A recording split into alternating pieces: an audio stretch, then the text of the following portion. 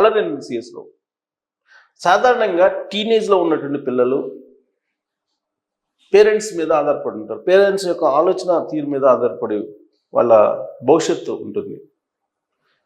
Parents ఏం చేస్తారో అది చేయాలనుకుంటారు. వాళ్ళు చెప్తే విననటువంటి ఏజ్ అది. కానీ పేరెంట్స్ ఏం చేస్తే అది అబ్జర్వ్ చేస్తారో అదే చేస్తారు భవిష్యత్తులో. పేరెంట్సే ఒక గైడెన్స్, ఒక గైడ్స్ పిల్లలకి. ప్రత్యేకించి 10th క్లాస్లో ఉన్నప్పుడు టీనేజ్లో ఉంటారు. టీనేజ్లో ఉన్నటువంటి పిల్లలకు పేరెంట్స్ ఎంత బూస్టప్ ఇస్తే భవిష్యత్తులో వాళ్ళు అంత మెరుగైనటువంటి పౌరులుగా తయారవుతారు. విచిత్రమైనటువంటి పరిణామం ఏంటంటే, ఒక ఆశ్చర్యకరమైన పరిణామం, అలాగే మనం గుర్తించుకోవాల్సినటువంటి ఒక సంఘటన 10th రిజల్ట్ కారణంగా జరిగింది. 10th ఫలితాలు విడుదల చేశారు. విడుదల చేసినటువంటి సందర్భంగా ఒక స్టూడెంట్ అన్ని సబ్జెక్టుల్లో ఫెయిల్ అయ్యారు. ఒక స్టూడెంట్ ఫెయిల్ అయ్యాడు. ఫెయిల్ అయితే జనరల్గా పేరెంట్స్ యొక్క ఆలోచన, పేరెంట్స్ యొక్క భావం, వాళ్ళ యొక్క మనసు ఎలా ఉంటుంది? సహజంగా ఎక్కువ మందిలో అయ్యో ఫెయిల్ అయిపోయాడే, మా అబ్బాయికి ఇంకా మార్కులు రావాల్సింది రాలేదు, ఫెయిల్ అయిపోయాడు. పాస్ అయితే మార్కులు ఫస్ట్ క్లాస్ కూడా వస్తే ఎంత పర్సంటేజ్, ఆ పర్సంటేజ్ కూడా వస్తే టాప్లో వస్తే బాగుండేది కదా. ఇలా పేరెంట్స్ అందరూ ఫీల్ అవుతుంటారు. అసలు ఒక 4 మార్కులు తగ్గినందుకు ఒక స్టూడెంట్ ఏడుస్తూ కనిపించాడు. ఏడుస్తుంటే వాళ్ళ పేరెంట్స్ ఓదార్స్తూ ఉన్నారు. దానికి భిన్నమైనటువంటి న్యూస్ నేను చూశాను. ఒకటి బెంగళూరులో 10th ఫలితాలు విడుదలైతే ఒక స్టూడెంట్ మొత్తం ఫెయిల్ అయిపోయాడు. అన్ని సబ్జెక్టులు ఫెయిల్ అయితే అందరూ అతను కించపరుస్తూ మాట్లాడుతున్నారట. పేరెంట్స్ మాత్రం అతని ఇంటికి వచ్చేటప్పటికి కేక్ తీసుకొచ్చి ఫెయిల్ అయినందుకు కేక్ కట్ చేసి సెలబ్రేట్ చేశారంట. సెలబ్రేట్ చేసి ఫెయిల్ అయితే అయ్యో నో ఇష్యూ, నువ్వు పడుచుకో, మాకు భవిష్యత్తు చాలా ఉంది, ఈసారి ట్రై చేయి అని చెప్పాడంట. దాంతో ఆ స్టూడెంట్ వాళ్ళు ఉబ్బితబ్బిపోయిపోయి వాళ్ళ పేరెంట్స్కి అసలు ఎలా కృతజ్ఞత చెప్పాలో తెలియనటువంటి పరిస్థితుల్లో ఈసారి నేను బాగా చదువుతాను, 10th క్లాస్ సంగతి చూస్తాను అని చెప్పి అన్నాడంట.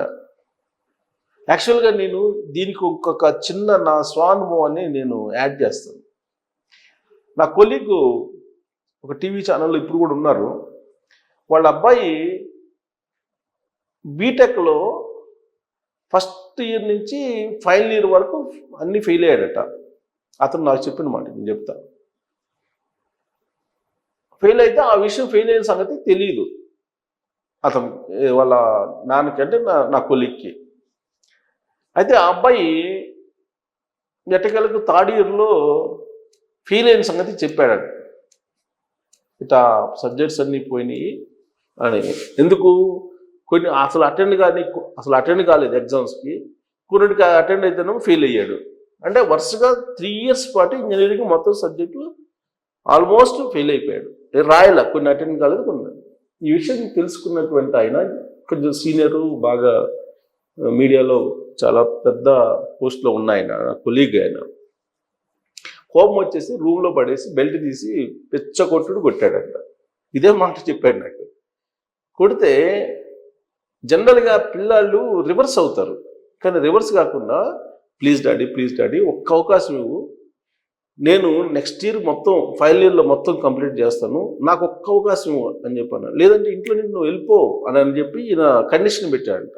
నువ్వు ఇంట్లో నుంచి వెళ్ళిపోతావా లేదా అని కండిషన్ పెడితే బతంలాడుకొని నాకు ఇంట్లో ఉండటానికి ఈ 1 ఇయర్ నాకు అవకాశం ఇవ్వు, ఈ 1 ఇయర్ కూడా నేను పాస్ కాకపోతే, అన్ని సబ్జెక్టులు ఒకేసారి పాస్ కాకపోతే అప్పుడు నా మీద ఎలాంటి యాక్షన్ తీసుకున్నా కానీ ఓకే అని చెప్తే సరే పో అని చెప్పేసి ఈయన వదిలిపెట్టాడంట. వదిలిపెడితే మీరు నమ్మరు, ఫైనల్ ఇయర్లకు వచ్చేటప్పటికి అన్ని సబ్జెక్టులు 3 సంవత్సరాల సబ్జెక్టులు అన్నీ కంప్లీట్ చేసి 4వ సంవత్సరం కంప్లీట్ చేసి 70% ఇంజనీరింగ్లో పాస్ అయిపోయాడు.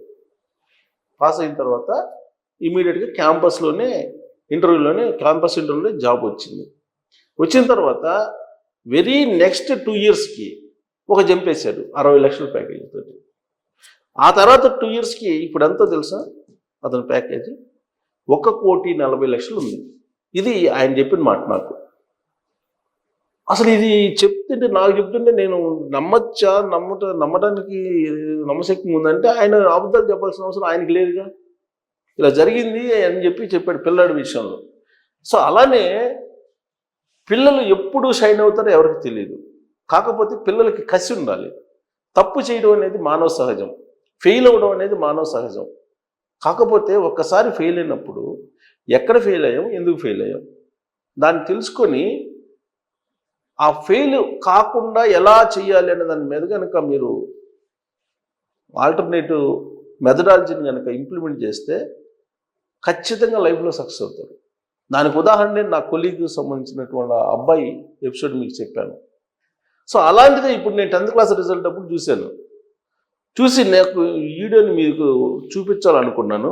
ఇదిగోండి, 10లో 6 సబ్జెక్టులు ఫెయిల్. కేక్ కట్ చేసి ధైర్యం నింపిన తల్లిదండ్రులు. 10వ తరగతిలో తమ కుమారుడు అన్ని సబ్జెక్టులు ఫెయిల్ అయినా ఆ తల్లిదండ్రులు తేలిగ్గా తీసుకున్నారు. పైగా కేక్ కట్ చేసి వేడుక చేసి ధైర్యం చెప్పారు. బాగల్కోటే